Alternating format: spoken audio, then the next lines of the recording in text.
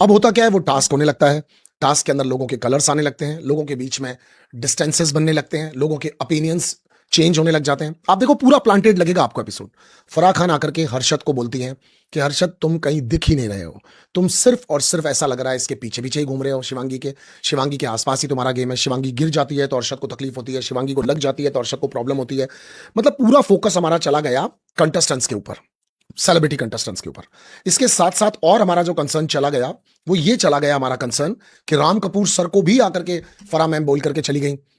कि भाई according to me देखा जाए तो श्रेया तुम्हारे लिए करती तो बहुत कुछ है यार, तो शिवांगी के लिए प्यार बढ़ने लग जाए और आगे की तरफ जाने लग जाए। हाँ, और वो चीज भी होने लग जाती है कि शिवांगी की तरफ क्या पहन लेता हूं, ज्यादा मजा आएगा, ठीक है, शिवांगी की तरफ भी प्यार जाने लग जाए राम सर का, और इससे लोगों को प्रॉब्लम होने लग जाएगी। तो आकांक्षा चौधरी के बिना पूरे घर में कुछ ना कुछ पकता रहे और बाकी के लोग दिखते रहे। और देखो इनका मूव कितनी आसानी से, कितना सक्सेस होता हुआ लोगों के दिमाग पर प्रिंट भी होने लग गया और लोगों को ये चीज पसंद भी आने लग गई। ये तो चलो आकांक्षा चौधरी है अभी सीक्रेट रूम में, अगर वो नहीं होती तो चलो उनका फैंडम रहता है या नहीं रहता, चला जाता चाहे शो को छोड़ के, बट कंटिन्यूटी देखो,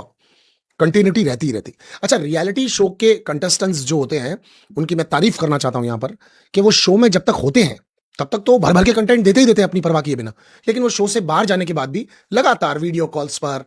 या अपनी इंस्टा लाइव्स पर या पब्लिक के सामने आकर कोई ना कोई ट्वीट डालते ही रहते हैं या कोई ना कोई वीडियो बनाते ही रहते हैं। तो भाई ये बेचारे तो शो में हैं तो आपके बहुत काम के हैं, शो से चले गए तो भी आपके उतना ही काम के हैं। मतलब जिस दिन भी यहाँ से योगेश रावत बाहर हो जाएंगे या फिर आकांक्षा चौधरी बाहर हो जाएंगी, लेकिन उनका रोज सुबह नियम से वीडियो आने लग जाएगा, जितना उनका फुटेज अंदर दिखाया जा रहा है उतना फुटेज वो बाहर लेने लग जाएंगे और पब्लिक के साथ कनेक्ट भी होते रहेंगे। तो इनके अंदर ये एबिलिटी और क्वालिटी है रियलिटी वाले बच्चों के अंदर। आप देख लो, स्प्लिट्स विला खत्म हो गया, रोडीज खत्म हो गया, या और भी जो शो आते होंगे वो खत्म हो गए हैं, पर उनके जो भी कंटेस्टेंट थे वो अपनी डेली टिप्पणी देते हैं, आकांक्षा चौधरी यहाँ गलत जा रही है, आकांक्षा मुझे बहुत पसंद है वो सही जा रही है, श्रेया इधर गलत है, श्रेया यहाँ पे ठीक है, वो उनका कंटिन्यू चलेगा। बट अब ये जो हाई पेड लोग लेकर के अंदर आ गए हैं उनका क्या, उनसे तो इनको कंटेंट निकलवाना है ना। तो आज कंटेंट का एक सैलाब आया। फराह मैम ने आकर के हर्षद वाला टॉपिक दे दिया सारे घर वालों को। आपको पता है राम कपूर सर के लिए मैं पहले कह चुका हूं, वो क्लास के मॉनिटर हैं और क्लास के ओबीडेंट बच्चे कौन है, हर्षद और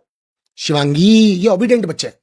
जितना कहोगे उतना करेंगे, न टास्क में चीटिंग करेंगे न किसी और के साथ चीटिंग करेंगे, एक दूसरे का हाथ पकड़ के चलेंगे। अगर तुम लोगों ने मान लो सेल अलग भी कर दिए तो भी टिफिन साथ में लेकर के ही बैठेंगे, बीच बीच में बैठेंगे, तुम्हें गाने डालने हैं, तुम्हें इसके बीच में स्टोरी लाइन डालनी है, तुम्हें उसको लग रही है उसको तकलीफ हो रही है, तुम्हें जो करना है वो करो, ये अपना काम करेंगे, नित्य क्रिया मतलब नित्य नियम से अपनी क्रियाओं को करते रहेंगे, राइट। अब धीरज दोपहर का क्या, अरे यार धीरज दोपहर तो गुड गुड बुक्स के अंदर आकर के किसी की बात सुन ही नहीं रहा, किसी की बात समझ नहीं रहा। तो आज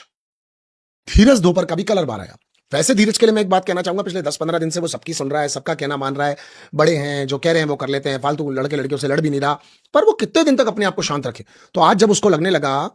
कि मैं चीजें सही नहीं कर पा रहा हूं तो उसको गुस्सा आने लगा, विच इज जस्टिफाइड। उसने सबका गिराना शुरू कर दिया, सबका तोड़ दिया। पर जहां पर वो पहले 15 दिनों से लगातार प्रायोरिटीज को लेकर के, रिश्तों को लेकर के कसमें खाता हुआ यहां तक पहुंचा है, सबके बारे में कहता हुआ कि शिवांगी मैं तुम्हारे लिए वक्त आने पे ये कर दूंगा, फलाने में वक्त आने पे तुम्हारे लिए ये कर दूंगा, ढींगड़े में वक्त आने पे तुम्हारे लिए ये कर दूंगा, उन चीजों का क्या। अब देखो, एक तरफ धीरज को सूफी को बचाना है, राइट, दूसरी तरफ वो सूफी को बचा ही नहीं पा रहा है।